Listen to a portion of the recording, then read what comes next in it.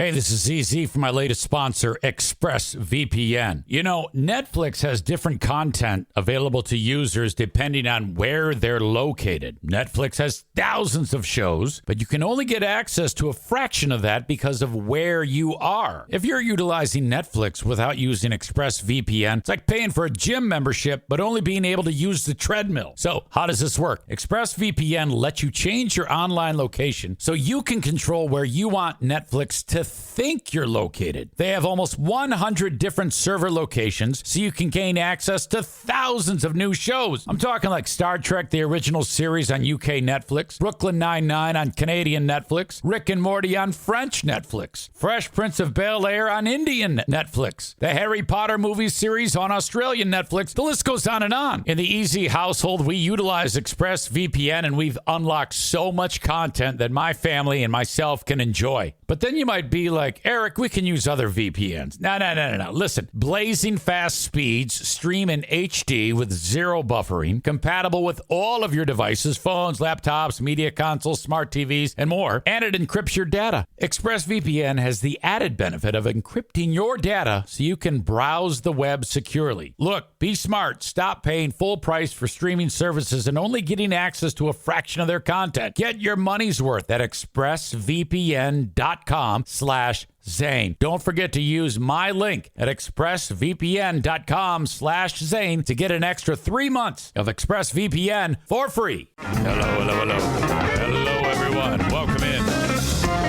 Welcome into the Eric Zane Show podcast, the daily show where I discuss news, nonsense, and my personal adventures each and every day from the Impact Power Sports studio, Impact Power Sports online at impactpowersportsmi.com. Right away, Tyler writes, EZ, I missed the show yesterday. Could you just talk about everything you talked about yesterday today? I talked with Aram about that. He says, oh, yeah, it was not a big deal. Then I felt bad about busting on him all day and sent him a text, say, hey, I was just screwing around. Hope you're not mad at me. And he didn't respond, so he probably hates my guts now. Of course, he'll never see this because he'll join the show late.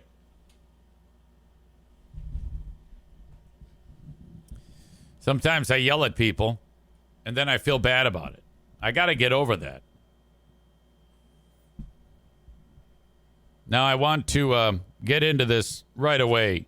I don't want to keep anybody waiting because I wrote on the descriptor for this live stream, which becomes the podcast, top story, the return of Plunger hand. Plunger hand was bad. What I'm about to tell you about today is worse. As Aram is here, and he says, no, EZ, I responded. I must have missed it.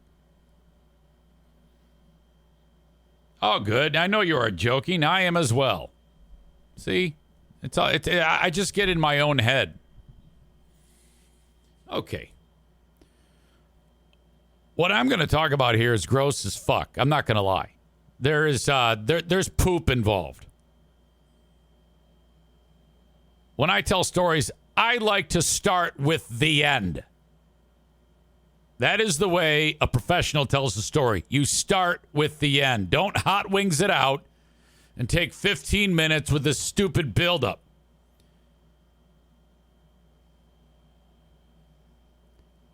I don't even know. I mean, this is awful. This is a very, very horrible story. And I'm going to work very hard to gross you out. That's part of my job. In case you don't know about Plunger hand. I was working at the radio station back at GRD. And then I flushed it after sitting down for extended time. And it was clogged, and the water's rising, and it was we had two bathrooms. We had a men's and a women's, but they were single use, so you could use any one. So I happened to be in the women's at that time because, if there's someone in the men's and you're on the air, you gotta get in and out. So I did, and that water was rising, and there was no plunger in there, so I did what a legend would do. I pulled my shirt down so my hand was free, jammed it right in that hole in the bottom, made it so that it would then pulled my hand out, and it did a hell of a job with the suction. And then I plunged the toilet with my hand. That is the start of Plunger hand. And I told that story on the air, and it was ridiculous. It was a legendary story about old Plunger hand.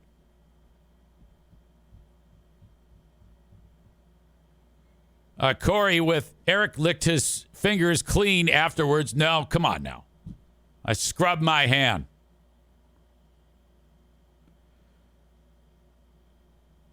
Jeremy writes, I hope he didn't plunger hand someone else's dookie. Technically, I don't think I touched. Okay, there's two plunger hands in this. Let me back up. When we were camping, I noticed that I flushed the toilet and it didn't go down. I was like, that shouldn't be. Are the tanks full? Because that can be a concern. Sometimes if you go too much, the tank that it deposit the black water black water, keep on rolling. It gets full. And I go, oh, boy, we've been using this thing for a lot of years, and I don't recall it ever even filling up once. Did we manage to fill up? I don't like to go number 2 inside of the camper. Okay, it's too much. We have an outhouse that I just painted, by the way, blue. Looks good. I don't have that picture handy, but when I say it looks good to me. I use the outhouse. Tyler's question, is this an NFK related story? No, it does involve feces, not NFK related. So I'm like, what the fuck is going on here? The tank's full. So yesterday I went over to the, because the thing's still in my driveway. I went over to the, there's a what do you call it, RV park across the street here. What's it called again? Baldwin Oaks. Great place. And dumped. So then I'm like, oh, okay, it should be good to go. I go back in there to finish cleaning up the bathroom, and it's still full. I'm like, what the fuck? We might have a clog. Okay, so now I don't know why I didn't put a glove on right then and there. Okay. We even have those long gloves that come up to like your elbows. We have those. That would have been a great idea. But I put my hand down there. All right. And this is different than like your home toilet. It's just at the bottom. You hit a thing, an RV toilet, and then you see this like blade open up, and you're looking down into the pipes that go down into that tank, and I see it's toilet tissue. I go, oh my God, well that's ridiculous. This has never happened before. So I went in there and I grabbed this wad of wet toilet tissue. Okay, now that's bad. That is without a doubt very, very bad. And I pull it out, and then as I pull it out of the toilet and throw it into this little sink that we have, you hear it makes that type of noise. I'm like, oh, okay, great, I did it. I unclawed whatever was there, broke free, fell down into the tank. Probably just another wad of toilet paper or something. Okay, so then I flush it. I turn the water back on. I flush it. It fills up again with water. I'm like, fuck.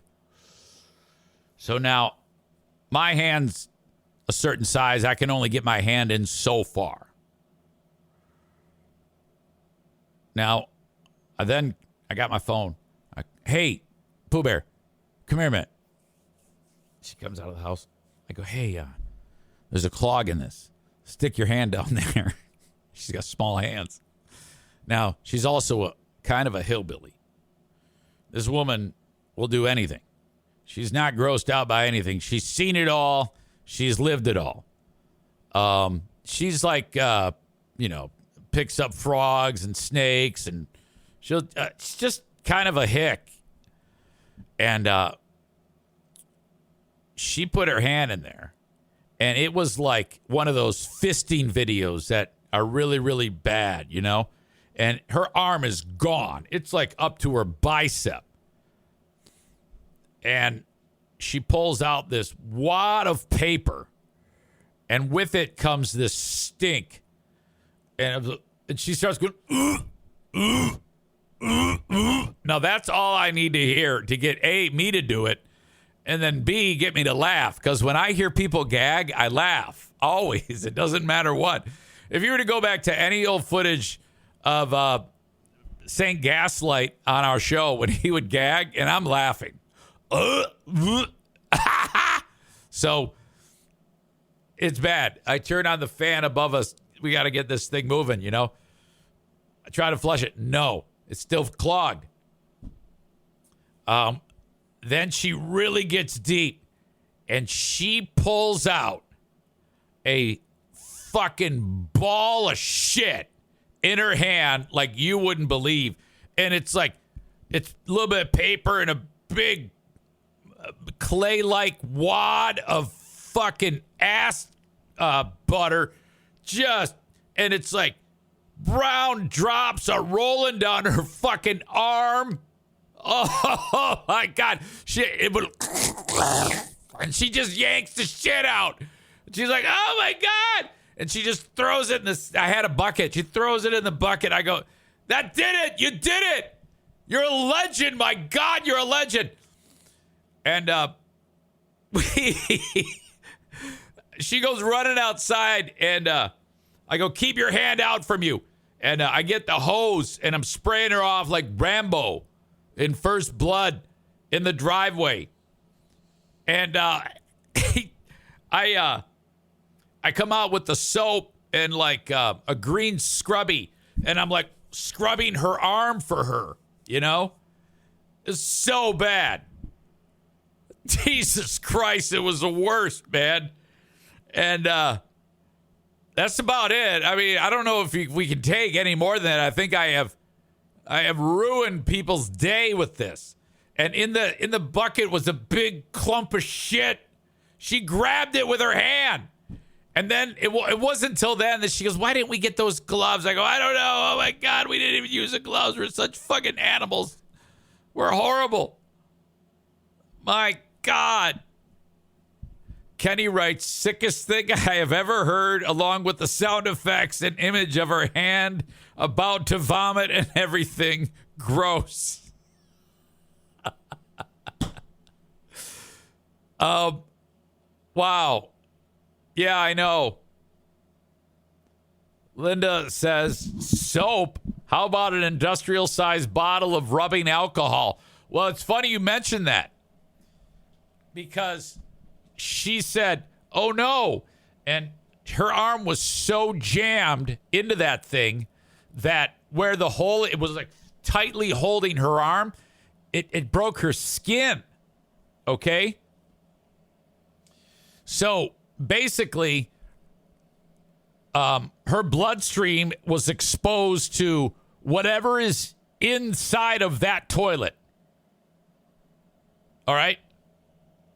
So I was like, okay, yeah, we gotta do something here. So I'm glad you say you wrote alcohol, industrial sized bottle of rubbing alcohol. We did that. I brought her in, and I rubbed her arm down with rubbing alcohol, and then I poured peroxide all over the arm, and then we put Neosporin on this tiny cut to clean it all. And my hands at the end of this, her hands and my hands at the end of the scrubbing, we had like defatted completely all the oils from our skin. All right. And they felt like sandpaper, both of us. Kenny writes, how long had the poop ball been there? Since Saturday, Sunday? Well, I guess, but there might have been a chunk there like for extended time that it just finally decided it was time to, that it finally just clogged when another turd merged, like a turd merge right at the bend. And she just went in there with her hand and like a goddamn backhoe just scooped this gigantic ball of asshole cheese into her hand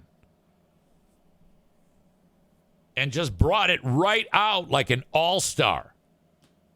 I was so turned on with her.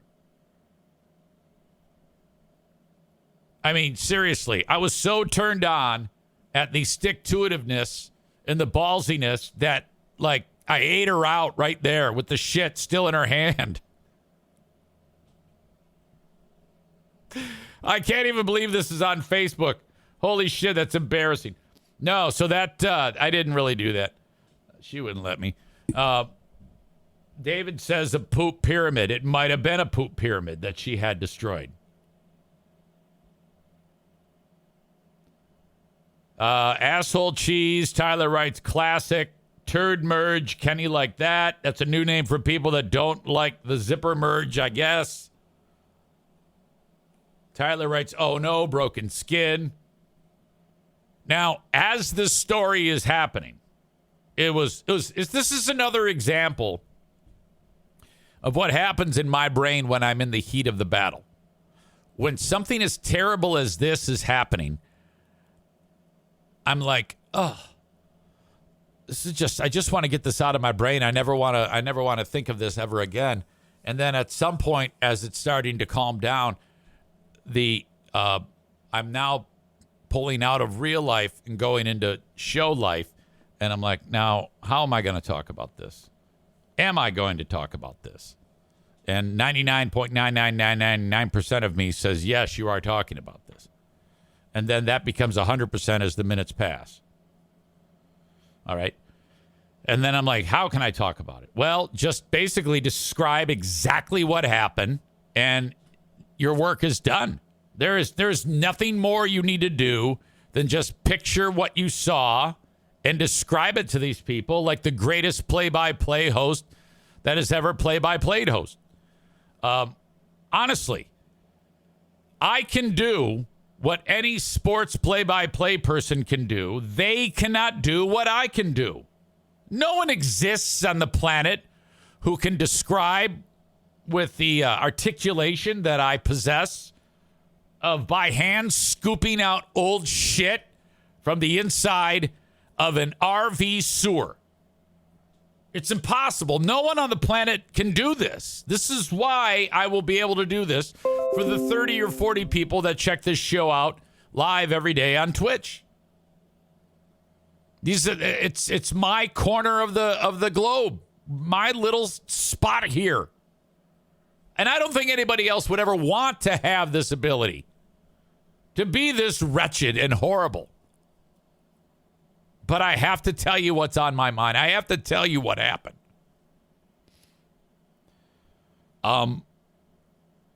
So at this point, Diana is, like I said, outside of the camper. I'm spraying the arm off with a garden hose, and you can see all this garbage rolling down the driveway in waves.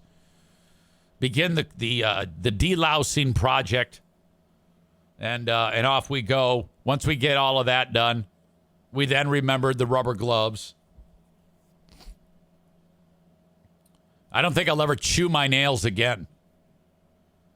I took the hose and put the sprayer at the end of it and stuck it in there and sprayed it, and it worked. I could hear the tank filling up. I busted out. We have broken out the poop.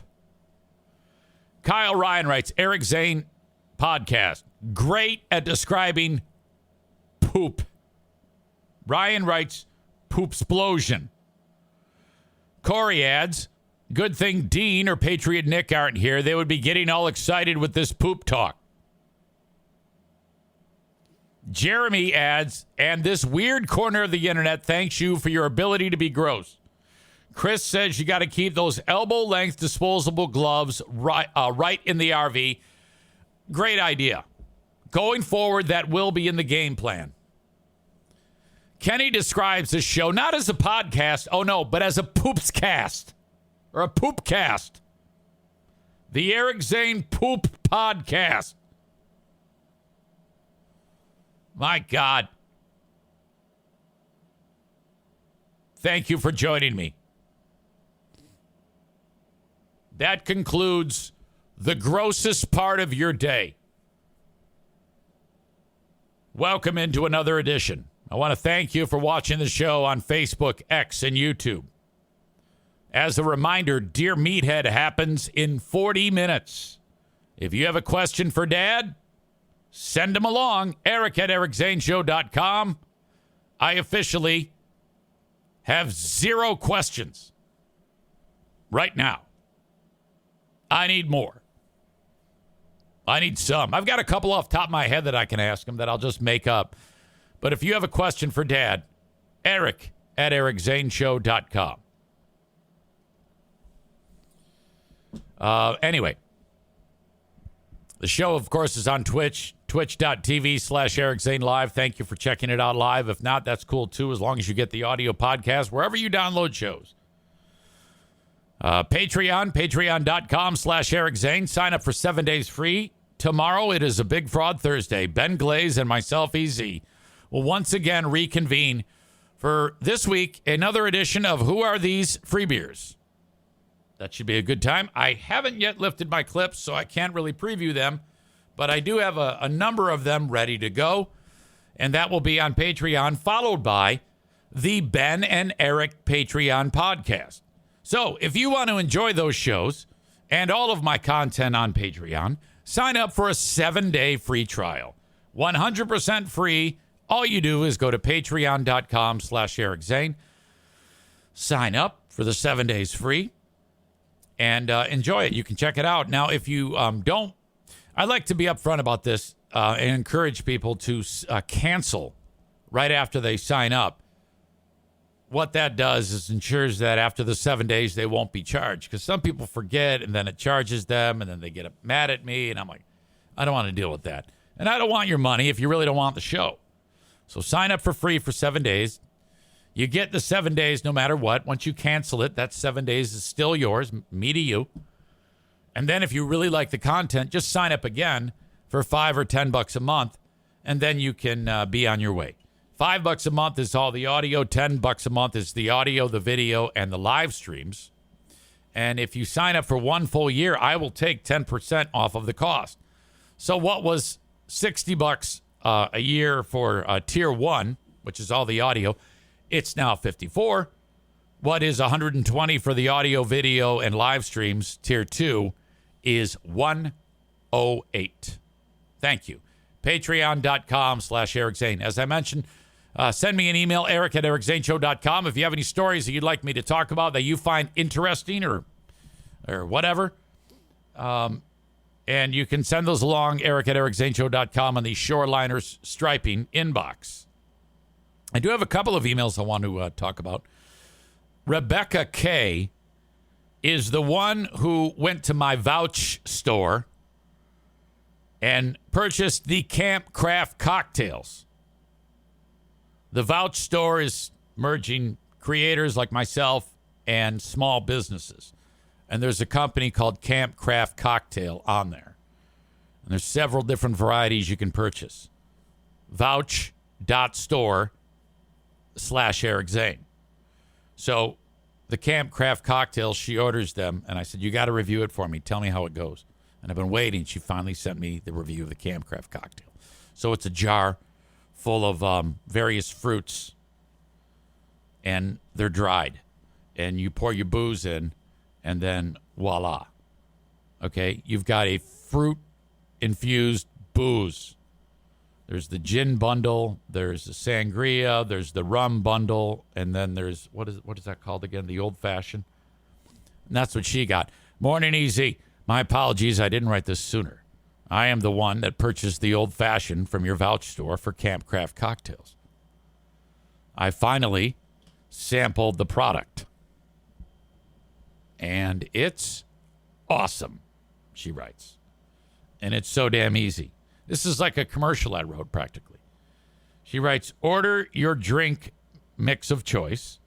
Fill it with your chosen spirit. Let it steep for a few days. Drink and enjoy.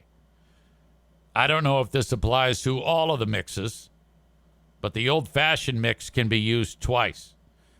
Yep, 16 ounces times 2. Every single one of those is 16 ounces times 2.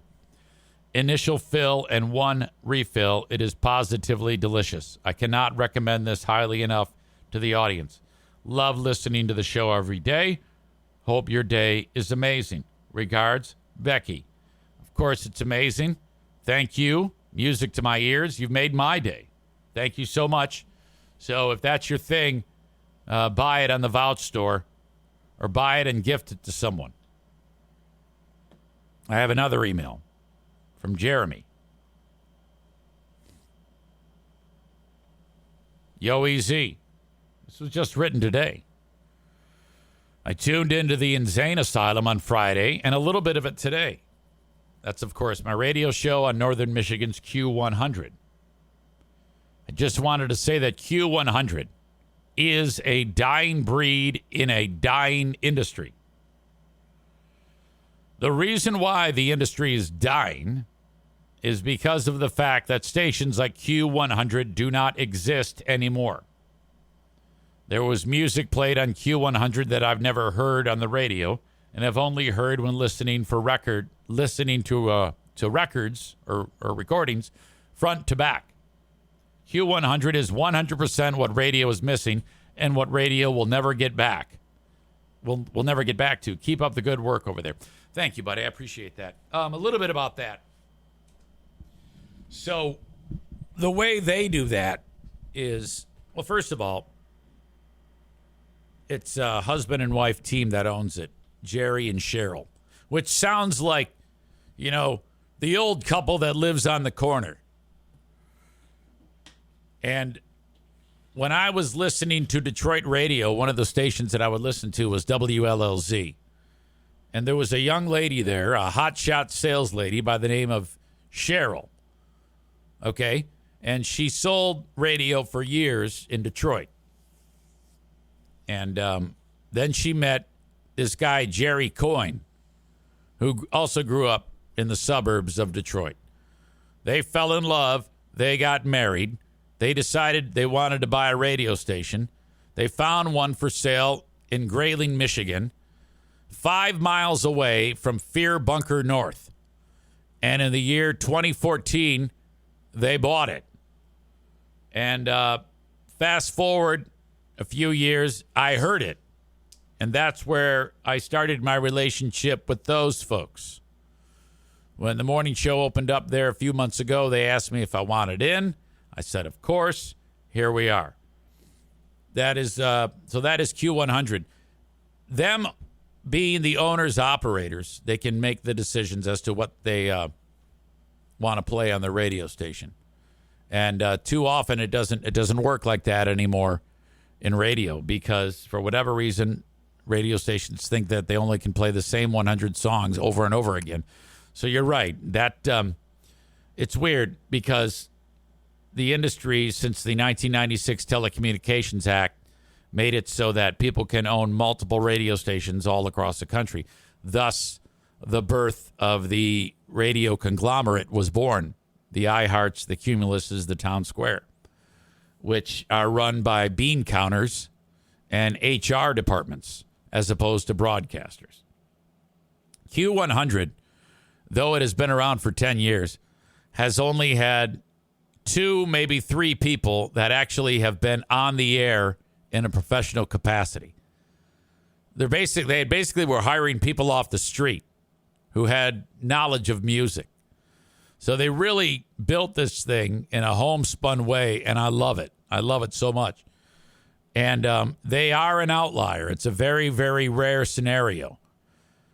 I'm tickled to be part of it. As for radio dying, well, it's hard not to think like that. I think that in communities like Northern Michigan, the Northern Michigan communities, I think that it can be viable on many levels in smaller places. But you're right. In a lot of towns like Grand Rapids, you go into the radio station and there's no one there. Like Q100, we have a staff meeting and there's, a dozen people that are part of the meeting that make the radio station work. You can go to any radio entity in any town and they'll have 6-7 radio stations in one cluster of one city with 4 people running it. It's remarkable, the lack of jobs that are available. Molly says, I stopped listening to radio last year due to advertising and the same 5 songs. Yeah, and some of your favorite talents get blown out, like Tyler Glenn. Kyle writes, Northern Michigan has so many of these stations. Great driving up north and hearing these. That's exactly right. Actual voices on the radio. Jeremy says it makes sense that they came from WLLZ. Wheels and Riff were such competitors for years and years. I love that they took their philosophies from Detroit to Q100.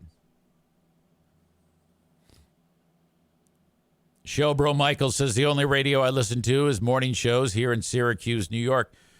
A lot of times, if you have a show that's on in the morning, you have unique content. And you'll find that in the morning. So that's good. I will say this, and I didn't put it as the headline of my show here today. When I do, it will draw a little bit more attention. But I got a call yesterday from a radio station that asked me if I wanted to be on the air Monday through Friday, in addition to everything else. Would I be willing to take a gig in Grand Rapids? And I said, sold. Yes, I'll do it. And with that, I also was like, hey, but we gotta work on the money. There's a little bit of an issue here. We need to can we work this out in a particular way? And the guy who approached me said, all right, let me run up the flagpole.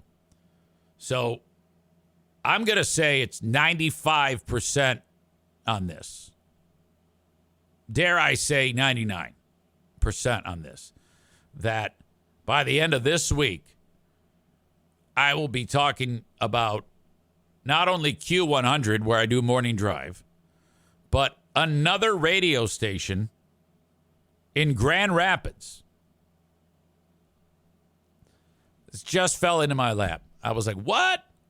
When it rains, it pours. So I like that idea. I like that idea of morning drive on one radio station, different day part on a radio station not in Northern Michigan, podcaster, French fry cook, field striper. How about that? Chris says, I hope it's the one I'm thinking of. Ryan writes, Eric fucking Zane. I'll be crossing my fingers for you. Corey says, former limo driver. Chris adds, similar to Q100. I'm not saying anything. Kenny says, say goodbye to nap time. Chris writes, it's different here. I know what you're referencing. You're referencing that Q radio station. Anyway, I'm going to add that to the list of things that I'm going to be doing here. All right. I was doing some thinking in my head. And I, when I was headed up north, radio stations that I've worked at, 1, 2, 3, 4, 5, 6, 7, 8, 9, 10, 11, 12, 13, 14, 15, 16 radio stations over the years to review. WPHS in the city of Warren, WMHW 91 Rock FM, WCMU Public Radio, Z93, KQZ, WRIF, WEEG, WJXQ in Lansing, Michigan. WIMZ, WBON, The Bone, WTHK, WCHR, WGRD, WBBL, WBFX once, WBFX twice, WQON. And then I'm going to add another one.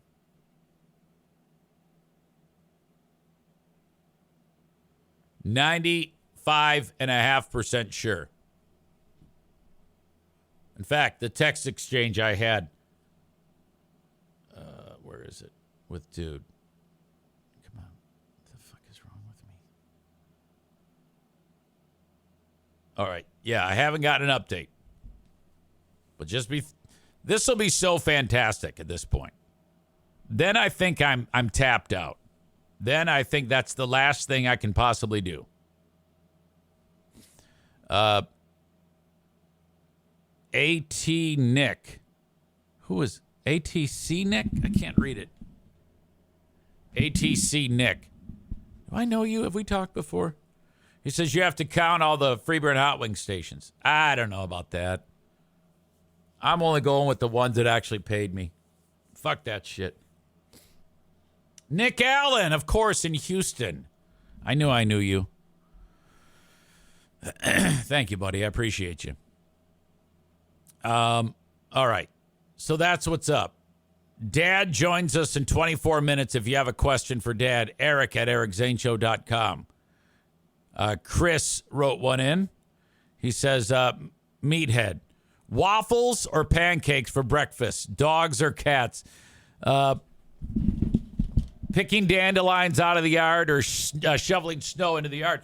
You know what I can do is I can describe him plunger hand. I can work that scenario into him. He would hate that. He would be so revulsed at that. Thank you to Ryan. He writes, Dear Meathead, love you and Joanne. Thank you for spending some time with us each week. I was recently at a restaurant. You know what? I'll save it for the show. Okay. Excuse me. Off and running on this edition of the Eric Zane Show podcast. I already mentioned my friends at Camp Craft Cocktails. Or I should say at the Vouch Store. Go there and shop to your heart's content. Oh, what the hell is going on here? I think I'm having a tech issue. I mean, I know you can hear me. I know you can see me.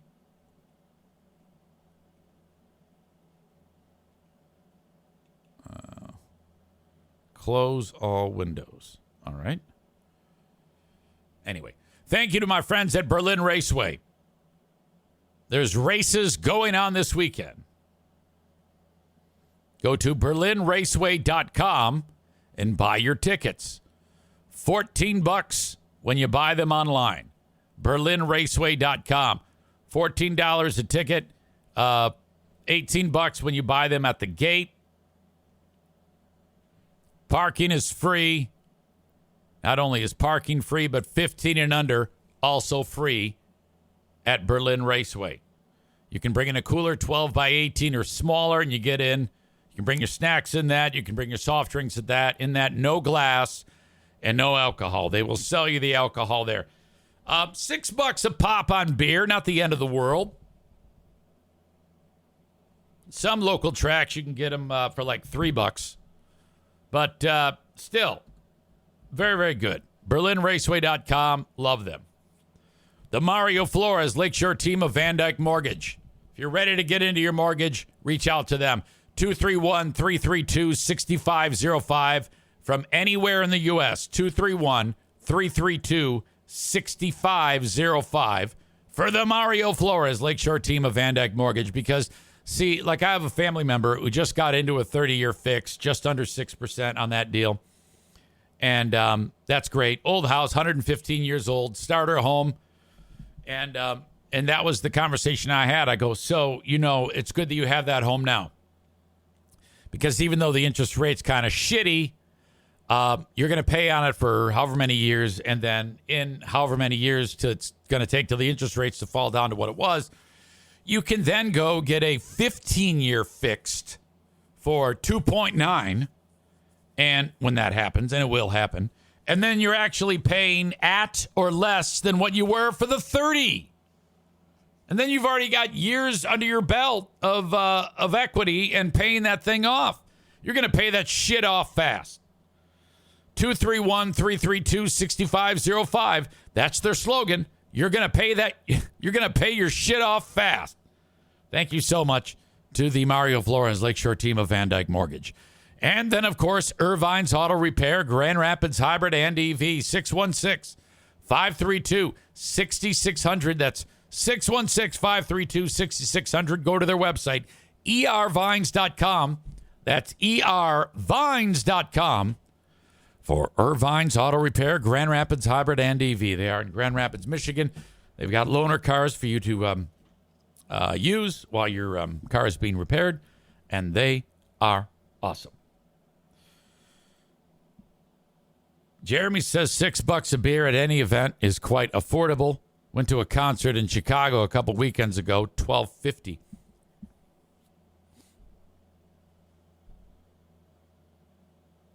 There is hell in Grand Rapids at the Van Andel. For one of those craft beers, whatever the fuck it is, it's $16. Molly lost sound for a little bit. I'm so sorry. That freaks me out when I see them. Like, oh my God, she lost sound. Okay, I got to take a break. I'll be right back in just a bit. Don't go anywhere. Thank you. Yeah. All right. Oh, my God. Okay. Intermission is over. Enough of that. What a day. Kenny says... Okay. Email, eric@ericzaneshow.com. Subject line, remember banana worms. Yeah, I'd rather be dealing with them if they were real, of course, than these. I found tons of these, and the only way I found out what they are was by doing a Google search for tiny bugs crawling on phone screen. This video shows one, along with my thumb for scale. I get it to move a bit so you can see it's actually not just a speck of something. It's a bird mite, and every itch I have now makes me feel like they're crawling all over me. Ugh. Okay, I just downloaded it, and I'm hoping I can play it. Okay, yes, I can. Jesus Christ. I think I can. I think I can share this, but I'm not positive.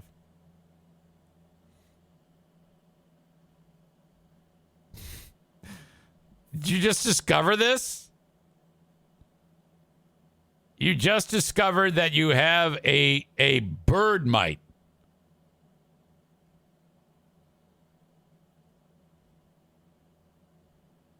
All right. I don't think I have the ability to look at it right now. But let me just say it. Let me just, because I want to actually describe it to you. So I'm looking at this. It's very, very tiny. And I can see your thumb there, which looks huge. And, all right. So, whenever I see something like this, something that small, right now, there's probably about 150 million of those on me right now as I speak. Okay? You don't ever want actually to know what's going on. You're better off not knowing. Just try not to pay attention to it. If it's big enough, it'll resonate, and you actually will do it. Unless if there's bed bugs involved, or fleas or ticks, In fact, this weekend, up north, Fear Bunker North, we had 10, 11 dogs up there. And one of the dogs, somebody found a tick on the dog. And it hadn't done it hadn't yet burrowed inside of the skin of the dog and started sucking its blood. But that's all we needed to get everybody into a frenzy. That one tick was found. Then everybody's like, oh, my God. Everybody's using a flashlight on their dogs, looking at over every square inch of the animals. Everybody's dog, though, treated with those flea and tick medicine things, which those are really something else. How about the fact that you can give your dog a pill, and it turns your dog's blood into poison for those creatures. So that if it gets bit by a flea or a tick, it just falls off and dies. It's like toxic blood. It's fantastic. You know, the guy that invented that is so damn rich. Holy shit. My God. All right. Dear Meathead, 9 minutes away. We are a very short amount of time from finding out, in fact, maybe even today, if Trump is guilty in that hush money trial. And this article that I read, it talks about how no one is really paying a lot of attention to it, but as soon as the verdict is read, then everyone will pay attention to it. So I don't even know what the hell is going on in this story, but they're going to talk about it right here. In Trump's trial, with both sides delivering their final pitch to jurors, the former president is facing 34 felony counts, carrying a maximum sentence of 4 years each. Trump has denied any wrongdoing as the historic case comes down to its final days. The Hill's White House reporter Brett Samuels joins us. Brett, glad you're here. Lots to unpack. Let's get right to it. This is really the dramatic ending here to this trial. Brett, how bad would a guilty verdict be for Trump politically, or could it instead maybe improve his standing with his supporters? That's the big question as we approach the end of this trial, which has lasted for the. We don't need to hear it from him. Of course it'll improve his standing with his voters. They're going to love him. People who, Trump has said many times, this is a witch hunt. It is a witch hunt. Yes. But I think that it's going to backfire. It doesn't matter what you do to Trump. The better part of 6 weeks here, a guilty verdict certainly would not be good for Trump on paper. He'd be running as a convicted felon. That is something that Democrats in the Biden campaign would so what? Surely remind voters every opportunity they could that Trump is, the first person ever. If you've got a guy who no one cared when he says, yeah, I like to grab women by the pussy. They don't care. That would have been a bigger deal than this, in my opinion. Okay, who cares that he paid a porn star money to shut up? No one gives a fuck. To seek the White House as a convicted felon, but on the flip side, as you mentioned, there's this idea that Trump and his base will only be further fired up. They'll be further united by this idea of Trump, being targeted by the government, targeted by prosecutors. So either way, I expect Trump to use guilty or not guilty. Trump will use the outcome to sort of fire up his base, either as a sign of vindication or as a sign, if he's found guilty, that they need to further rally around him heading into November. Brett, if Trump is found guilty, what's next? Can he appeal? How long would that type of process really take? But we got B-team news on this one. Yeah, so Trump can appeal if he's found guilty, and there's pretty much every expectation that he will appeal if he is found guilty. That would go to an appeals court in New York State, and that process could take some time. So I want him to be convicted just so that he can run as a convicted felon and then win. And he will win, unfortunately. And I hate to say that. I don't want this piece of shit to win. But there's no chance that Biden is going to win this election. So, certainly that would drag out and further be another storyline headed into the election of Trump appealing this. He always has that face. If you're listening to the audio podcast, I know you can't see it, but he always he looks for the opportunity to look right at that camera with that tough guy look, and it's is so fucked up. This ruling, but at the same time, if he is found guilty, whether the appeal is decided before the election or not, certainly the Biden campaign and Democrats will try to brand Trump as a convicted felon and really make that initial guilty verdict stick. All right. It's not going to matter. I would say, and what I was reading is that it has to be unanimous in order to convict on this. 34 counts of falsifying business documents in connection The jury must reach a unanimous verdict on each count. So does that means everybody has to say it, right? Everybody has to say guilty. Now, maybe they do, maybe they don't. I don't know. And I don't really care. I don't really care whether he gets convicted or not convicted. I don't think it's really going to matter, but I would prefer that he runs as a convicted felon just for the history of it all. Everything that Trump achieves is historic. When you go back to his victory, the way he kicked everybody's ass, there's always so much drama. And from the standpoint of what I do, that is talk about everything on the planet, I fucking love that. Corey says the documents case and the election tampering case come with much larger jail times. Whatever. Jeremy says, why does his skin tone remind me of Tupperware that has had pasta in it for too long? That's true.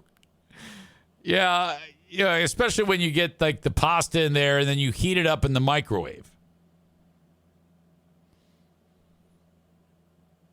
Donut Dan says Trump's base is already pissed that he was charged to begin with.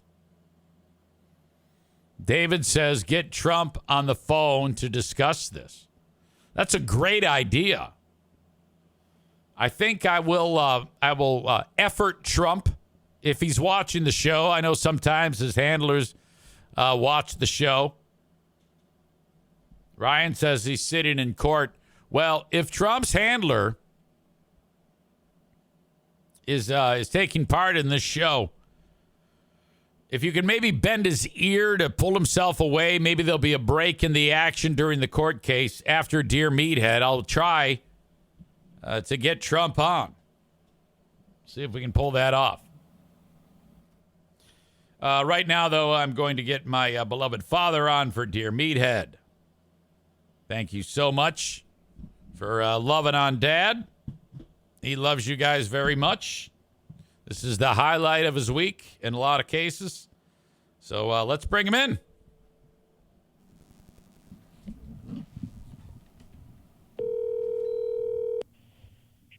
Hello, Grand Rapids. Hey, Dad, how are you? I'm good. How about you? Never better. You sound like you're full of energy. I am. I'm full of it.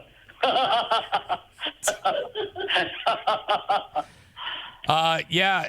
Have you been? How's it going? It's going well. Have you been behaving today? Are you keeping Joanne happy? Yeah. Well, I don't know. Maybe she should tell us. She's being good. Oh, good. So here we are on the 29th of May. Preparations are being made as we speak for, in less than 3 weeks, the third annual Father's Day shish kebab extravaganza. All right. And you be the head cook. I'm in charge. I've already put out the word to your son Jim, my brother, your son Norman, my brother, and I think we should extend this to the Marquis and the Stongs, right? Yeah, it's a big ticket. Yeah. So that'll be great, and I'm excited about that as we will make the trek. And we are just finishing. Last week, we had a wonderful time together up north, Dad. Yeah.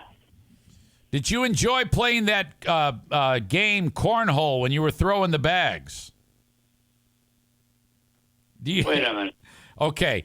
There was a moment when you were with Diana playing a game. Do you remember that? Yeah. Do you really remember it? Did pretty good, didn't I? Yeah, you did do pretty good. I was impressed. 90 years old, you're throwing bean bags playing cornhole.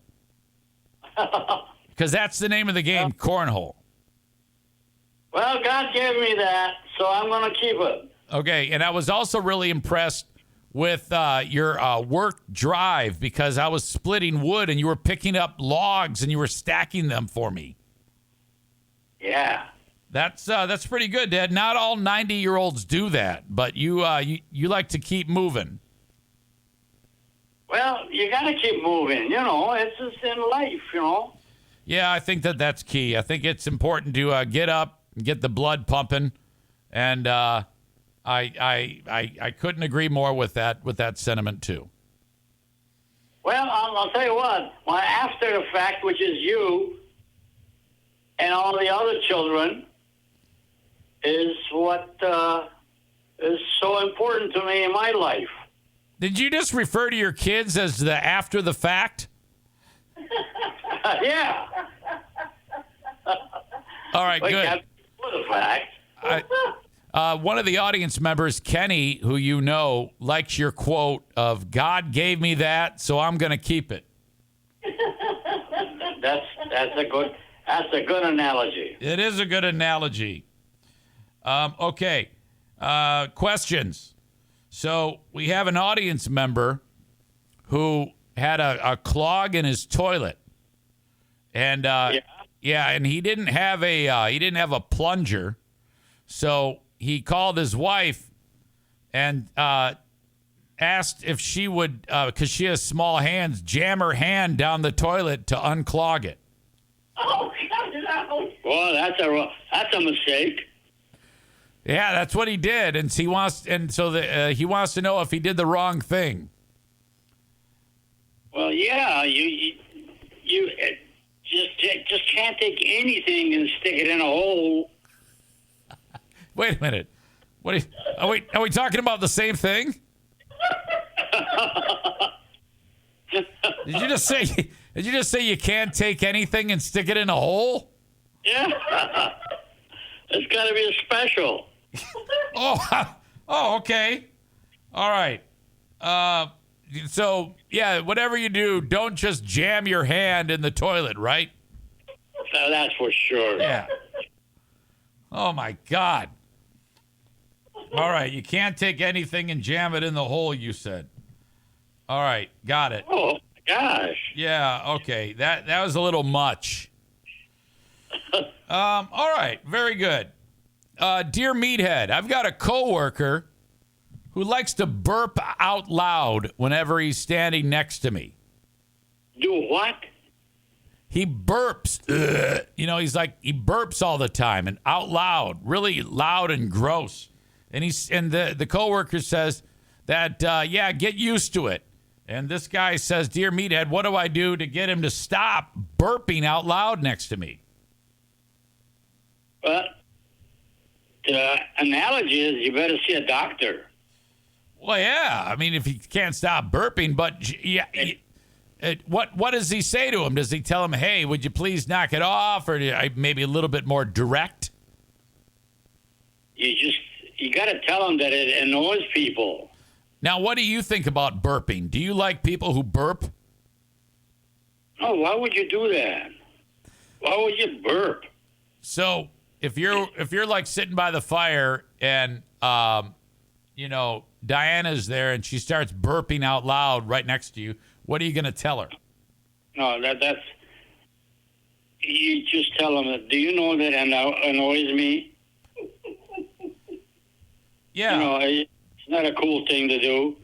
Get up and leave the room, and I don't know how many hours he burps or she burps.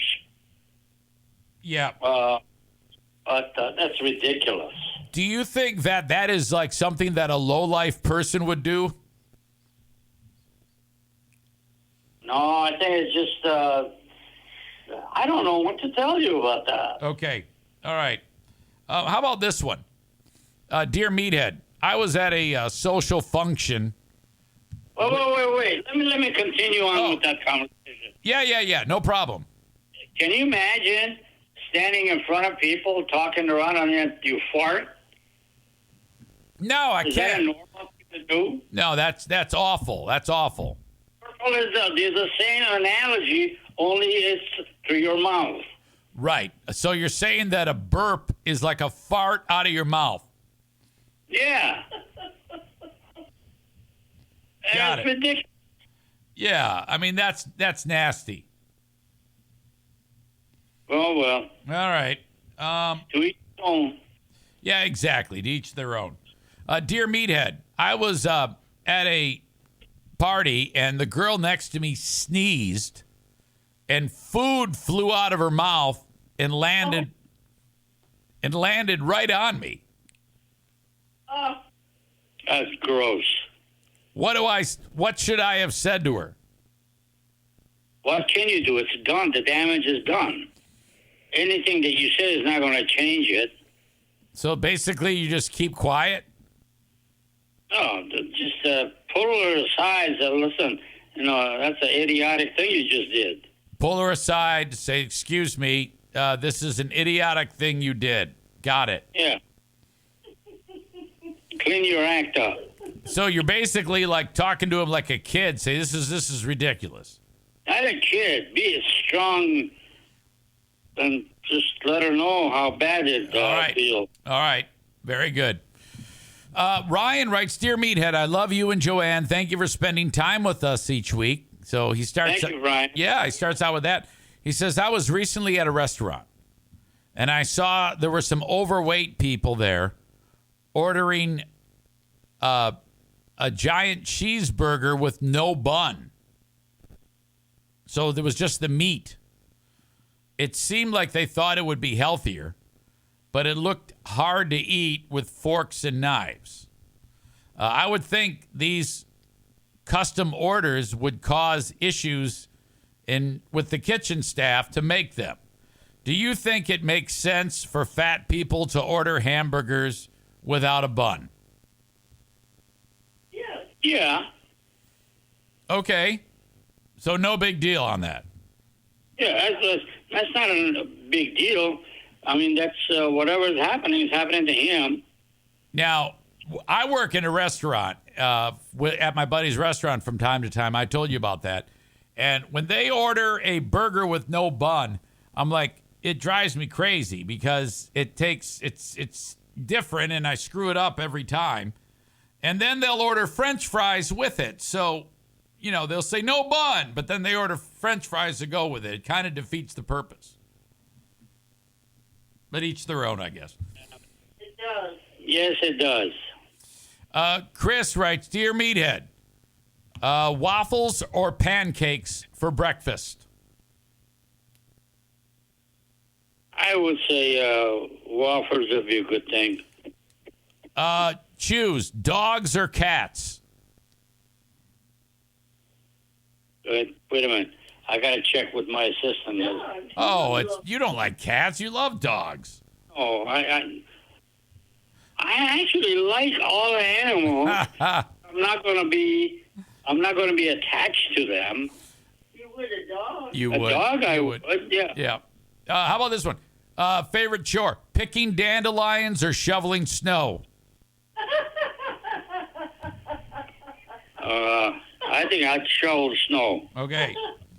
Let's review. You said it earlier in the show. God gave me that, so I'm going to keep it. You can't take anything and jam it in a hole. Yeah. And do you know that burping annoys me? And finally, a burp is a fart out of your mouth. It really is. These are all excellent observations, Dad. I mean, I don't know. I don't know why people have a burp all the time. I just really feel like farting every 5 minutes. Yep. Hey, Dad, Trump is on trial right now, and that's going to end soon. They're going to decide whether he's guilty or innocent. What do you think about that? If he's guilty, are you gonna vote for him? Or, I mean, I know that's a touchy subject, or maybe not. What do you think? I gotta check with my assistant. Yeah. Things you want. What choices do we have? Yeah, what choices? That's a good point. That's a great point. They're both kind of. I don't know if I would want either one of those guys. Well, they're all guilty of something. Yep. All right, that's going to do it. I appreciate you guys very much, as always. You hit it out of the park, and I appreciate your time. And everybody loves you guys. My pleasure, Joanne's pleasure. You have a great day, and enjoy what's in it. All right, I will have a great day, and I will enjoy what's in it. Okay. Okay, I love you guys. I'll talk to you soon. Love you back. Okay, there you go. That's Dear Meathead once again. Not bad, not bad. It's tricky. You never know what's gonna land with him. What's gonna resonate. I try to give him options to choose, but he does better than what he is right now. What I mean by that is his short-term memory is gone. It does not exist. So when I was asking him waffles or pancakes, I am not entirely sure he knows what those are. He can tell you anything from his past. I mean, in explicit detail. But if he tells you that, then 5 minutes later, he will tell you that story again. And it's quite possible that you could, like Charity Scam Mike. My dad and Joanne drove back from Fear Bunker North to their home, and Mike drove them. And so while he's driving, if my dad gets something in his brain that he wants to talk about, he'll bring it up to Mike, and then he'll keep bringing it up to Mike, just starting over like Groundhog Day. And he's in the passenger seat, and Mike's driving. And so Mike is just, every time he just has the same conversation. He doesn't get annoyed with them, nothing. And I'm like, you've got it. Just keep doing that. Thank you so much. You deserve the special support star on the forehead. And it's remarkable. I remember when Dad told me, I was working at BBL when I got the phone call, that he says, I have dementia. I go, oh my God. And it has been the most subtle of processes, because if you were to go back and listen to those old editions of Dear Meathead on the BBL days, he does sound different. He's a little bit lost now, but whatever it takes. We'll keep doing it. We'll keep having these conversations with him. And I'm just glad that you're able to be part of it. So thank you. Kenny writes, today I learned that a burp is a mouth fart. Thanks, Meathead. Dear Meathead, do you know what bird mites are? He would not know what that is. And if so, how do you get rid of them? There's no way he would be able to answer that. And then he wrote, not a serious question. All right. I'm going to roll the dice here and see if we can get Trump on. It has been far too long since Trump has joined us on the show, and I don't even know if he's going to pick it up. But let's see how we do.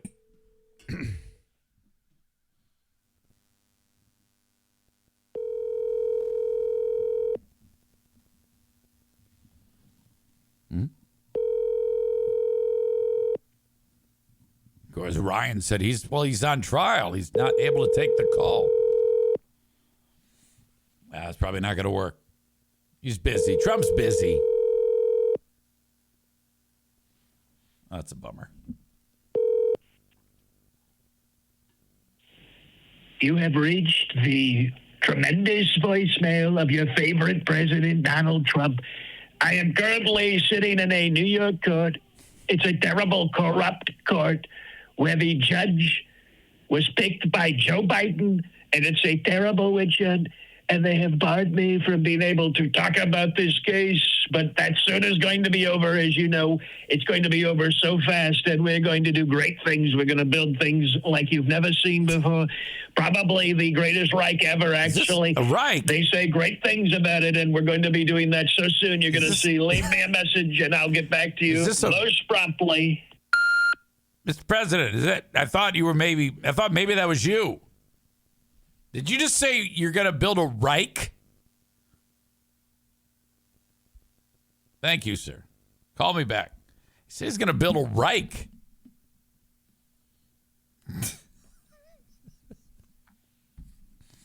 All right.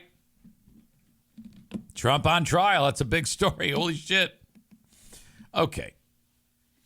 God bless TC Paintball. Book an event at TC Paintball today. Online at tcpaintballgr.com. Fantastic group over there. And you will have so much fun. So just head to the website. All the information about reaching out to them is there. You'll have so much fun. You pay one fee, and with that, you get the paint, you get the mask, you get the gun, you get the field time, and you will have so much fun at TC Paintball. Thank you to Rick. Frank Fuss wants you to reach out to him when it comes to insurance. So this is great. I have an update on this. Never before has insurance ever been interesting, but this is interesting because I sat down with Frank and he said, okay, EZ, the life insurance I have for you is this. Your health report came back very, very good. So I quoted you $116 a month for $250,000 worth of coverage for 20 years. So if you die in the next 20 years, your wife gets a disbursement check for the policy. The policy check would be $250,000. But your health report came back so solid. You are preferred. So the 116 I quoted you is out the window. It's $89 from this insurance company. Okay. I go, well, I was planning on spending more like 116 and up. I was prepared to do that. Can I get more insurance? He goes, I'll get back to you. Easy. I can get you $350,000 for just north of $116 a month. Or, and that's a 20-year policy. And I go, I don't like the fact that it's only a 20-year policy. I'll be 73 then. What happens if I outlive the policy? He goes, oh, then you're fucked. I want more. Can I get a longer policy? He says, the maximum you can get is a 30-year policy right now.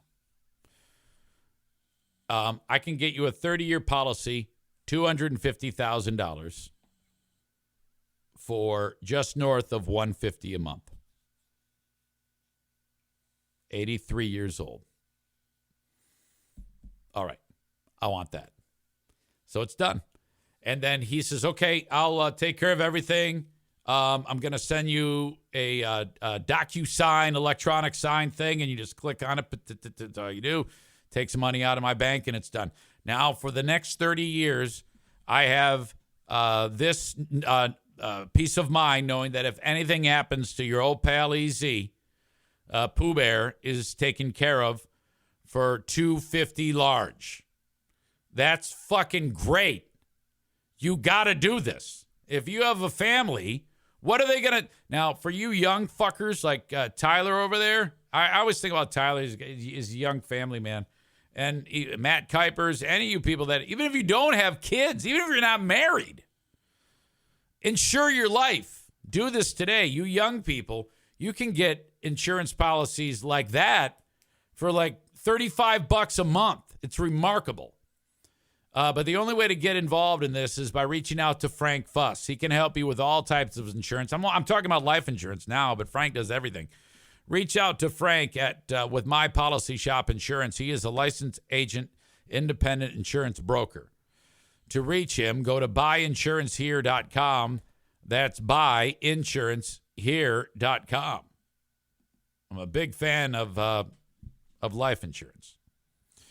Molly says, I have no kids or family. Who's the money going to? Well, whoever you want. You can name the beneficiary. Could be your mom, could be your dad, could be a charity, could be the guy down the street. That's up to you. You name the beneficiary, and Frank takes care of all that shit. And let's say you have a policy now, being that you're so young, and it's dirt cheap. Let's say you get married, then you can make your significant other the beneficiary, and then they buy insurance, and then they can make you the beneficiary. That's how insurance works. If you have any questions, reach out to Frank. Buyinsurancehere.com. It's just a phone call. It's just a conversation.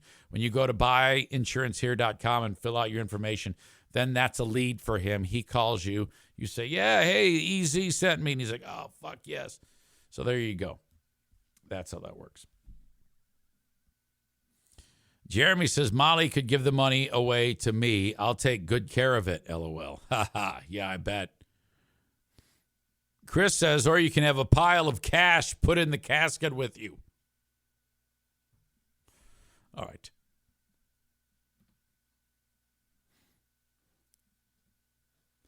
right. Chris says they must have heard you talking about the chiropractor to give you that great score. Come on now. I updated this on Patreon. I'm going to give you the Reader's Digest version very, very soon. Or right now, actually. So I went to the physical therapist, and I've got an appointment again tomorrow. I did bring up chiropractor. He goes, oh, my God, come on. I know some of you are like, of course he's going to say that. But I trust him, and I trust my docs. You may find it hard to believe, but I trust them more than I trust you guys on the show. Why is that? Why do you look at me like I'm crazy every time I say that? That should be the norm. That's the way it's supposed to be. It's not my fault that you dumbasses are conspiracy theorists. Okay? Yes, it may have worked for some of you, but generally, I'm going to always defer to what my doctor says. Aram says the chat seems to be divided 50-50 between chiro and doctor. I will tell you this. The physical therapist, it isn't like if you get a knee operation, they're going to work your knee, make it strong. This is not like that for this pinched nerve.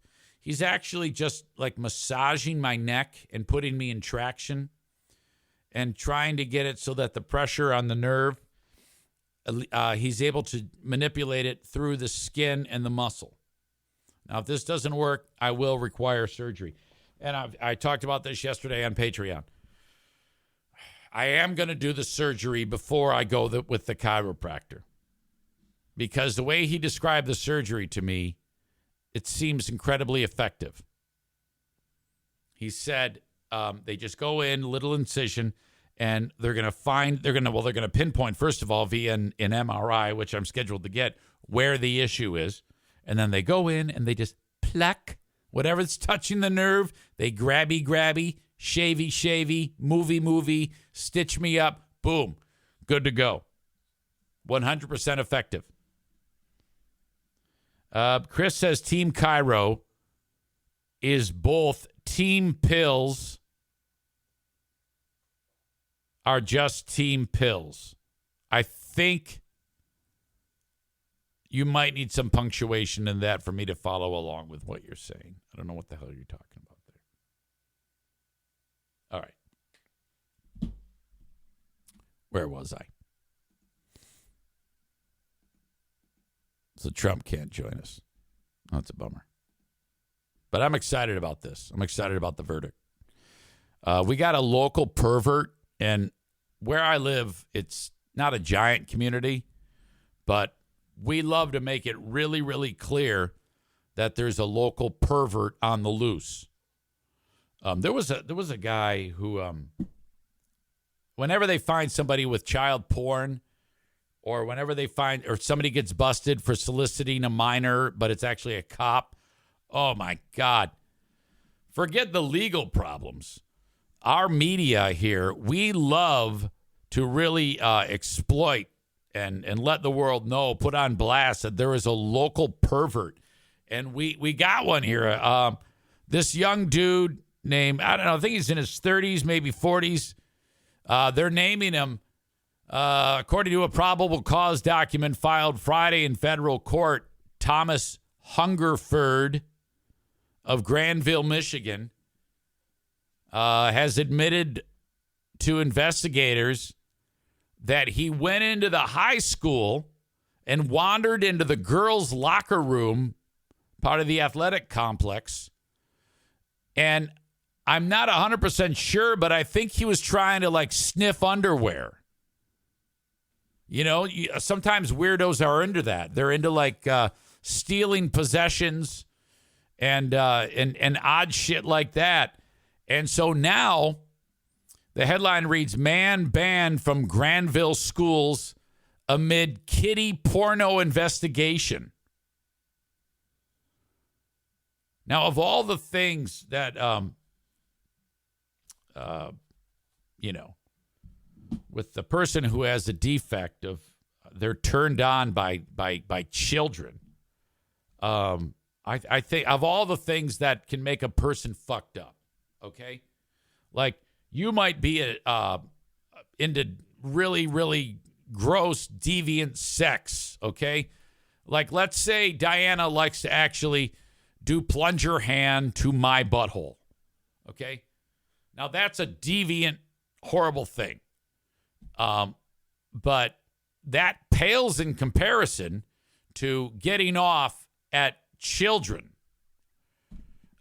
Most people are wired appropriately, but occasionally you'll get the person who's just not wired right, and they get sexual gratification from kids. Kiddie porno. It's remarkable. That apparently that's what this guy has going for him. So he's lived this long, and now he's got to face the music because he's been busted. Again, the internet giveth, the internet taketh away. It has provided a fertile environment for devious things like this and human trafficking and disgusting shit all around. But it also is the avenue that the bad guys are pulled off the streets. And in my town, as soon as we get a name and a face, we go with it. We roll with it. The guy's face is available in the Detroit News Story, which requires a subscription. I don't have that. But I'm sure more will come out. So the schools found out that the guy, hey, man, he's sneaking in, sniffing underwear. They banned him from school grounds. In a Tuesday letter, Superintendent Roger Barup said the school became aware of the investigation Thursday. The person told investigators while being questioned that he had tried to get into a high school girls' locker room to steal things from the lockers. Barup did not name the person in his letter, but federal court filing said, yeah, it's Thomas Hungerford.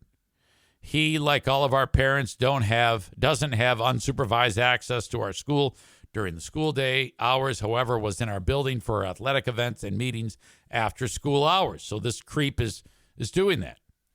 The Granville police said they learned Thursday that the feds were looking into this guy for child porno. So even the local cops had no idea. So a federal task force is like, all right, we got a real fucking live wire here. Not only is he jacking off to kiddie porno, he's going into the school to try to steal kids from the items from the girls' locker room. My God. So now the school is involved. Granville superintendent assuring parents that the district has had a no trespassing order against him. He's not allowed there. And I guess I don't think he's been brought into custody yet. According to probable cause documents written by an FBI agent during a separate child porno investigation, Federal agents found messages and media files sent from November 23 to March 24 between the person under investigation and Hungerford. In the messages, Hungerford allegedly sent child porno and said that he is, quote, a pedo. That he looked into minors' windows and recorded videos, and that he broke into a minor's home and stole her things. So this guy was no doubt involved in a conversation whom he thought was like a like-minded maniac, but in fact it was one of the feds. And he said, hey, I'm a pedo. Like his words, I'm a pedo. And admitted to all this shit. So then they're like, all right, we got him. So then I guess they went and got him. Court documents say Hungerford admitted to investigators Thursday that he had kiddie porno, that he took photos of children in public places, and that he broke into multiple families' homes to steal items from their kids. My God. When the feds executed a search warrant on his house, they found like kiddie trinkets. According to the probable cause document, on his USB drives, they found folders with names indicative of kiddie porno, as well as images of probable known child kiddie porno victims, according to court documents. My God. It also says that he had a shirt that said, I love the Steve and Kyle podcast. Weird.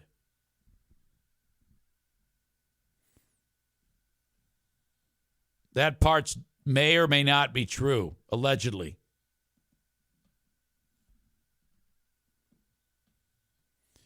Stevie writes, he's a true bicycle seat sniffer for sure.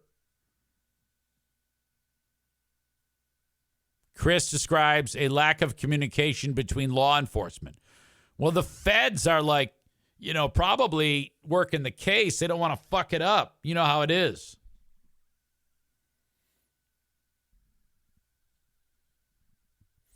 Jeremy says, these sick fucks never have any remorse either.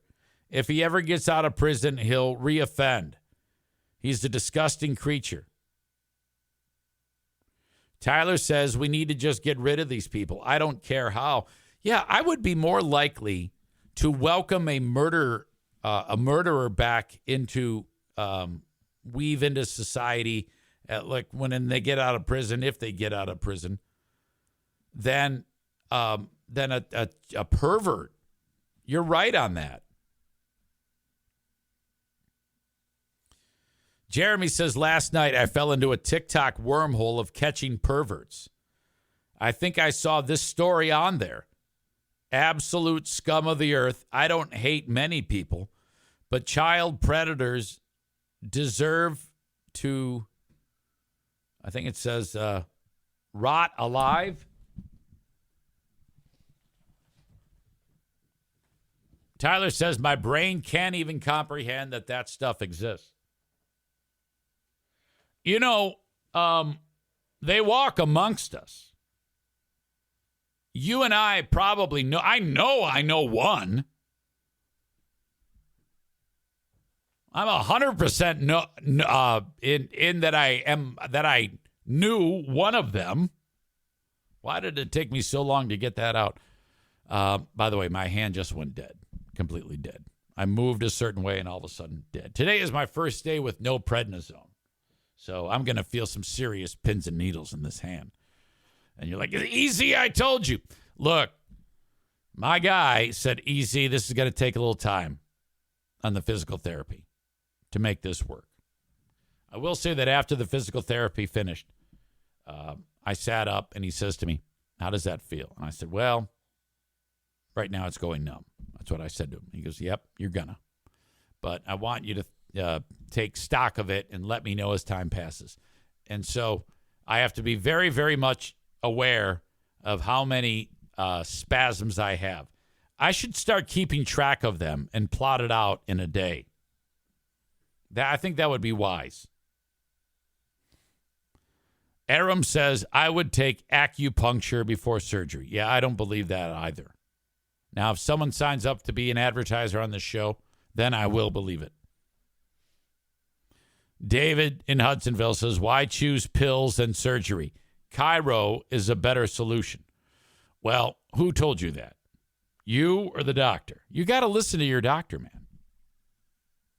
Aram says, I don't think the medical community knows enough about the pathways of nerves to make me comfortable that they can pinpoint the issue and cut away with it? Cut away at it. Yeah, I don't know if that's exactly how it works, but we shall see. How many PT visits will it take? I don't know, but he said he wants more than 4. And it's a very subtle approach. You know, there's nothing, it's not like super aggressive.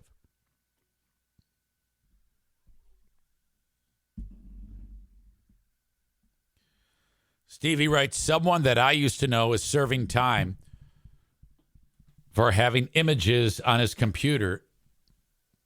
At least I hope he's still locked up. Rebecca says, in 5th grade, we had an exchange student from Vietnam, and my 5th grade teacher, who was a man, was found molesting him. God damn. There was a guy that used to work for the Whitecaps who, like when we would on the radio, let's say the Whitecaps had a big weekend, he would come into the radio station. His name was Matt something. Not Mickey Graham, but he worked with Mickey Graham. And yeah, he solicited a minor. And he had an affair with like a child, and it was exposed. And they sent him up the river. I think he's long since done with his sentence, but and he's like married with kids, all of that shit. My God. Chris writes, deliberations have begun on Trump. Oh, boy. When Stevie wrote, someone I used to know is serving time for having images on his computer, Jimmy in Maine wrote, no, I'm out, Stevie. Becca says, Matt Guy? Like that's his name? No, I don't know his last name. I know his first name was Matt, and he's a guy, so I just called him Matt Guy. I don't think that's his name, All right. This happens all the time. Whenever there's a cop involved, officer involved, where somebody dies, there's a big investigation that goes from it. Now, you gotta when you have, anytime the police are involved, you're gonna get that same type of, we gotta get to the bottom of this, and so that's happening right where I live again. And there is an update on these stories. We begin with 2 major announcements that happened just hours apart from each other today. One of them involving Samuel Sterling, a 25-year-old man who was hit by an unmarked Michigan State Police cruiser. By the way, I think I'm understanding now that I think I just played this first part of it and you heard it. So my apologies. So here you go. Cruiser during a chase and later died. The other, Riley Doggett, the 17-year-old who was hit by a Kent County deputy's vehicle after getting out and running from a stolen vehicle. We begin with Sterling's case, where Attorney General Dana Nessel announced charges against Michigan State Police Detective Sergeant Brian Keeley. He faces 1 count of second-degree murder and involuntary manslaughter. News 8 Today spoke with Sterling's family about those charges, and we heard from Keeley's attorney. Tonight, a Michigan State Police detective sergeant is facing a murder charge in the death of 25-year-old Samuel Sterling. We have found that Detective Sergeant Keeley's actions that day were legally grossly negligent and created a very That's the Attorney General for Michigan, Dana Nessel. high risk of death or great bodily harm, which could have otherwise been prevented. Michigan Attorney General Dana Nessel's office filed charges against 50-year-old Brian Keeley for second-degree murder and one charge of involuntary manslaughter. Police video shows an unmarked SUV driven by Keeley hit Samuel Sterling as he ran from officers last month in Kentwood. You can hear Sterling crying out in pain and officers telling him to lie still and breathe while EMTs were on their way. Sterling was taken to the hospital where he later died. Police say Sterling was wanted on multiple felony warrants that day when officers approached him. Attorney Mark Curtis, representing the 25-year veteran of the Michigan State Police, says Nessel has, quote, chosen to ignore the facts of this incident. Well, I'm actually going to read this. Attorney for the cop. It is unfortunate that in this time of political correctness, Michigan's Attorney General has chosen to ignore the facts of this incident and rely on political pressure. Well, that is quite a thing to say. It is also unfortunate that our governor, without having seen or heard all the evidence in the case, chose to interject her opinion and side against law enforcement in this matter. She had said, oh God, what did she say? If he is fired, then he should be charged. I think that's what she said, something to that effect. And you hear about this all the time when maybe a mayor might speak out or a governor might speak out. So this attorney is leaning into the idea of, you know, political correctness, black guy, white cop, shit like that. And you know, using that to build a case, which I don't know if that's going to work. And rely on political pressure. He went on to say the loss of Sterling's life is tragic, but, quote, this accident could have also been avoided if Mr. Sterling would have simply complied with the commands of the detectives. The Sterling family's attorney says the AG's office got it right. The officer in that case clearly used a police car as a deadly weapon, knowing full well that Samuel was right there, and by steering right into him, by going up and over a curb onto a sidewalk to try to cut him off, he knew that he certainly could hit him. Some would say that he intentionally hit him, which it looks like to me on the film, on the video. So absolutely, these charges are merited. 41. Okay, so let's say I just robbed a bank and I am running away. And I also have warrants against me for robbing other banks. And I'm running away saying, you can't get me, coppers. Is it acceptable for them to pull out a gun and shoot me in the back while I'm running away? I am not a threat to the public. I'm just running away with a bag of loot.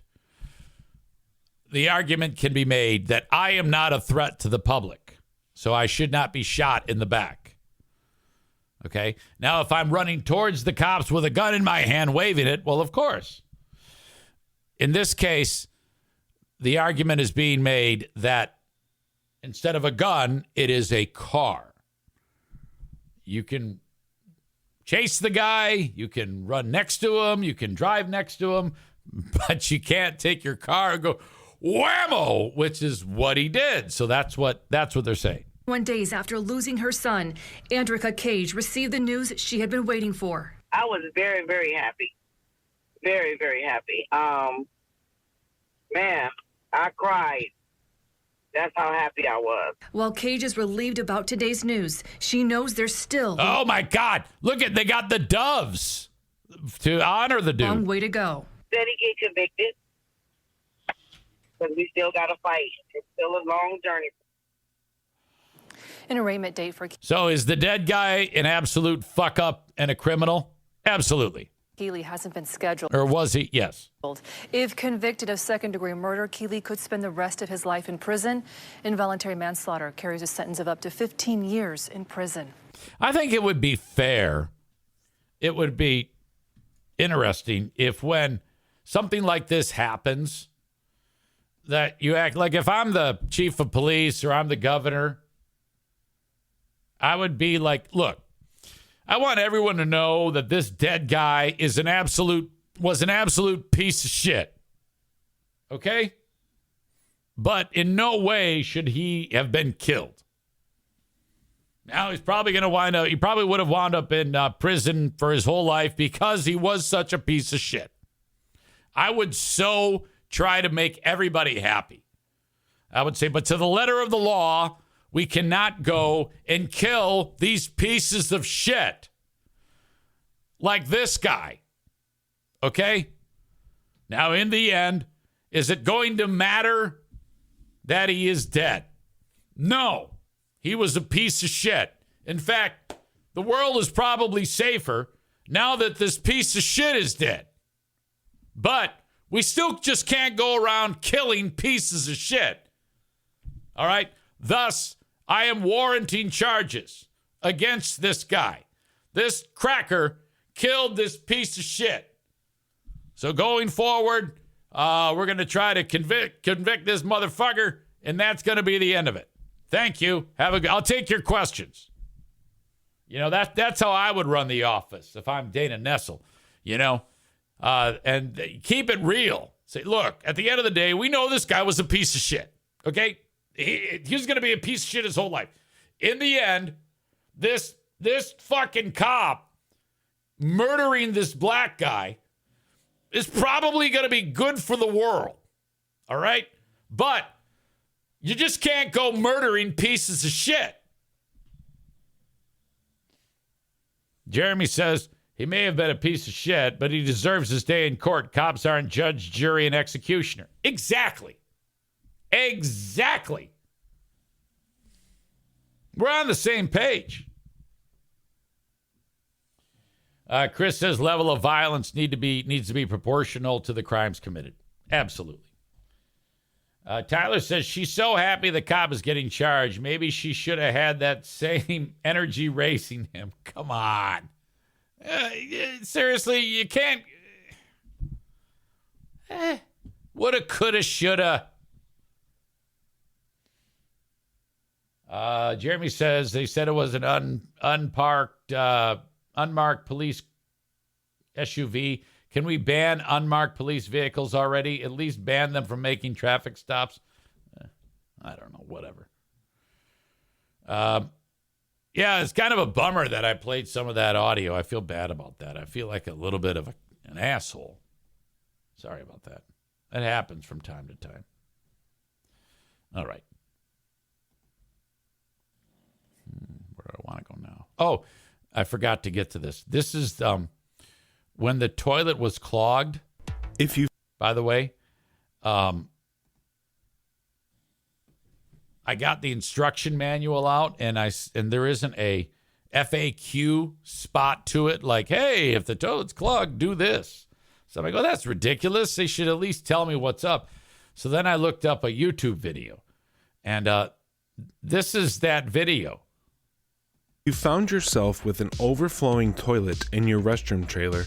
It's most likely due to a clog causing the blockage. To rectify the issue, you'll need to first find a stick or pipe approximately 48 inches in length. To begin, you'll first need to look down. So basically, get a stick and break it up. Okay. That was the start of my fun. I did actually do that. I went and got, like, I have this thing I use to wash a car. It's a long stick. You put a sponge on the end of it. So I just flipped it over and jamming it down in the shit. And it didn't work. It didn't work. It was too packed. It was packed fudge. There was so much shit in there. Radio voice Linda says, step 1, find your wife's arm. She was all about it, though. When I said, hey, you got small hands, stick your hand in the fucking toilet and grab the shit out of there. She's like, all right. You remember that scene in Forrest Gump when they were in Vietnam? And they throw the hand grenade in the fucking tunnels to get Charlie out of there? And he goes, Forrest, get your ass in there and shoot those fuckers. And he did. He's like, yeah, sure, no problem. She was like that. She was quick to grab shit. So thankful for her. That's seriously, that is yet another reason why she might be one of the greatest people that has ever graced this earth. You know? My God. Okay. I got a video I want to share with you. This was going around. Tyler sent this one to me. It is MMA fighter Bryce Mitchell. He's actually had a pretty good career fighting MMA. He's a 31-year-old dude. And he's got a 1-year-old son. And I'm not really sure what prompted him to do this. I'll play the video in a second, but first he posts to Instagram. And this guy's super dumb. He's got his kid in his lap. It reads, y'all know I'll get censored for this one, but I don't care. I love kids, and I love the truth. We have to fight for our kids. And he spells fight, F-I-T-E. We have to fight for our kids, or evil will corrupt the next generation. This country is so evil, only God can save us. I was told DHS was going to come get my kid because I did not let the doc stick him with a needle. Don't let these threats of violence scare you. Be prepared. Be prepared and be happy to die for your kids. That's what it's gonna, G-U-N-N-A, take to get our freedom back. Remember, I just got love in my heart. So if someone twists my words and makes me look like the bad guy, you will know, K-N-O, the real enemy. Thank y'all for watching. I appreciate all the likes and comments. Now, that's just the start of it. Here's the video. It's an adorable baby. He doesn't look like much of an MMA fighter. He just looks like a hillbilly, for fuck's sake. Listen to this.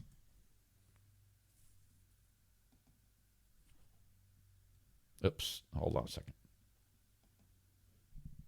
He's over 12 pounds now. He was born at 7.8 pounds. So he's very healthy. He's doing very good. He's got a dog snoring next to him. I wanted to encourage y'all not to vaccinate your children because I think it's bad for their health. Could potentially kill them, give them some type of, make them autistic. I mean, seriously, these vaccines are poisonous. So don't vaccinate your kids. Tucker's also going to be homeschooled. We're going to have to homeschool our kids or they're all going to end up turning gay. But, okay. So Tucker is not getting vaccinated because dad says the kid will get autism. So there's that. And then we're going to homeschool the kid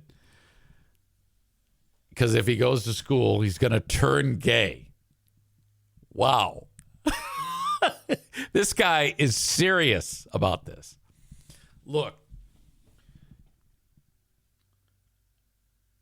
since he seems so dumb, I have a hard time hating someone who is so debilitatingly stupid. Okay? They just don't know. These are just really, really dumb people who not only, when you take the low IQ and the probably inbreeding, and then you expose them to this very narrow view of the world, this is what you get. Okay, his parents were probably retards, just like he is. You know, and that's the reason that I'm going to homeschool Tuckers, because I don't want him to be a communist. I don't want him to worship Satan. I don't want him to be gay. I'm going to have to homeschool him. Now, look, guys, out of the public schools, they've took the most valuable book of all time, which is the #1 selling book of all time. The oldest, most accurate historical document that there ever was, the Bible. They took it out of the schools and they replaced it with Edgar Allan Poe, who's shacked up with his cousin. Okay, my son ain't gonna be reading no Edgar Allan Poe. Okay, he's gonna be reading the Bible. That's just how it is, and I'm just telling you, if you don't teach your kid these things, he's gonna be fed right to the devil. Okay, so we're not gonna let that happen here. And actually, when I was at the hospital, They said since I didn't want to do a PKU, which is where they draw blood from the kid, they poke them with the needle and draw their blood and then test their blood. I didn't want to do that. And I told them, I'm not doing a PKU. None of that's going to happen. You're not sticking this kid with a needle. Then they told me that the DHS was going to come and investigate me, had rights to take the kid, all of this. They threatened me with violence from the government, basically. Now, they said, what do you think about that? And I said, well, that's all right. I'll be dead. They said, what? This guy. What? I said, you heard me. I said, I'll be dead. It will be a cold day in hell. I believe him. I believe he would fight to the death. When somebody comes try to take this baby from me. You understand what I'm saying? I don't care. I would not fuck with this guy. He's fucking nuts. It's DHS, FBI, CIA. I will be dead before anybody lays a finger on this child without my consent.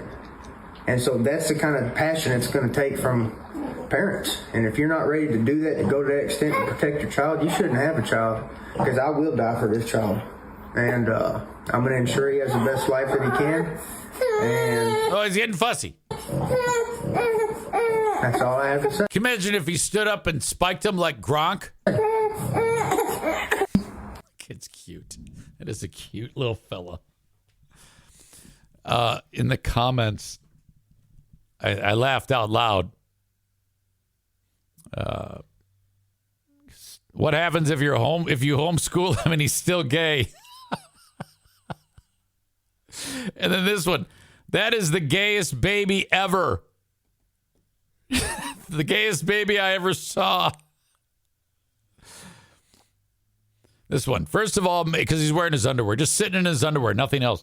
First of all, put your pants on before posting videos. It's ick. And then this person tries to explain to him, autism is not caused by vaccines. You can't explain that to these people. Don't waste your breath. Just enjoy the show. I mean, seriously. Tyler says, I can't believe how fucking dumb this guy is. Linda said the same thing. I pray that kid is the gayest kid who ever gayed. That's like when I said, I hope that grandma walks in on that girl eating a vagina. Oh, man. Kenny says, I didn't know schools turn kids gay. David in Hudsonville says that kid is doomed. Young Adam Schwab says Department of Homeland Security will take the kid. Chris says, sounds like a Zaniac. Oh, he does. He does sound like a Zaniac. He's stupid like those dumb fuckers. You've got the big black dick because I know you want to hear it. I'm a 50-year-old man doing what a 50-year-old man should. AKA Kenny writes to young Adam Schwab, DHS was Department of Human Services before Department of Homeland Security ever formed. So it's confusing. Worse yet, he actually most likely means DCS, Department of Children's Services. With his grammar and parenting skills, says young Adam Schwab, this kid is doomed or will turn out gay. I think I might have read that once. All right. Wow. Well, there you go. Ladies and gentlemen, I'm going to wrap this show up in just a bit with the asshole of the day. I think I may have found one. Thank you to A&E Heating and Cooling. That would be Senor Martinez. 616-516-8579. You call that number and you say, Dear Joe, will you please come and tune up my AC unit? This is a once-a-year thing, and you should do this. It costs you $79. It's going to be much cheaper than the other ones that are in town, okay? They're not only are they going to charge you more than $79, but they're going to try to sell you a new AC unit. Don't do that. Joe's not going to sell you something that you don't need. Reach out, 616-516-8579. He's going to clean that outside unit. He's going to clean and tune the inside unit, and away you go. You should see Joe Martinez or the rest of his crew twice a year, once for the heating months, once for the cooling months, 616-516-8579. King's Room Barbershop is where I need to be in the very near future. 3 locations, Northland Drive, Caledonia, and at 821 36th Street next to the Costume Room. Go see them. Their website is kingsroom.net. Find the exact locations if you're wondering there and the hours of when your talented stylist is working. Haircuts for dudes and chicks who like short hair. $19 at King's Room Barbershop. Thank you. And finally, Impact Power Sports. Online at impactpowersportsmi.com. Head there if you want to check out a brand new side-by-side ATV, motorcycle, scooter, e-bike, motorcycle, Yamaha-powered golf cart. All there, plus a full-service department. Online at impactpowersportsmi.com. Today's asshole of the day. Yesterday, it was the Pope. That's a first for the asshole of the day. I don't know. He made a statement that he's sorry. It's like, what a pussy. What a, I mean, it's bad enough that he used the term faggotness. His term, his words, not mine. Even more so bad that he had been doing this, oh, we love everybody at the church, and then uses the term faggotness, you fucking asshole. Third problem, he's apologizing. I would have so much more respect for him if he said, yeah, I all this time I've been bullshitting you. I don't really give a shit about gay people. And then actually publicly call them horrible things. I would feel better about the Pope than the I'm sorry bullshit. Because he's not sorry. He's sorry he got caught. He doesn't give a fuck. Anyway, don't get me started. Bryce Mitchell, that dude we just heard from, is your asshole of the day. But boy, is he stupid. Congrats to Bryce Mitchell. Thank you for being here. The Patreon show starts a little bit later on. Wow, that was loud. Really hurt my ears.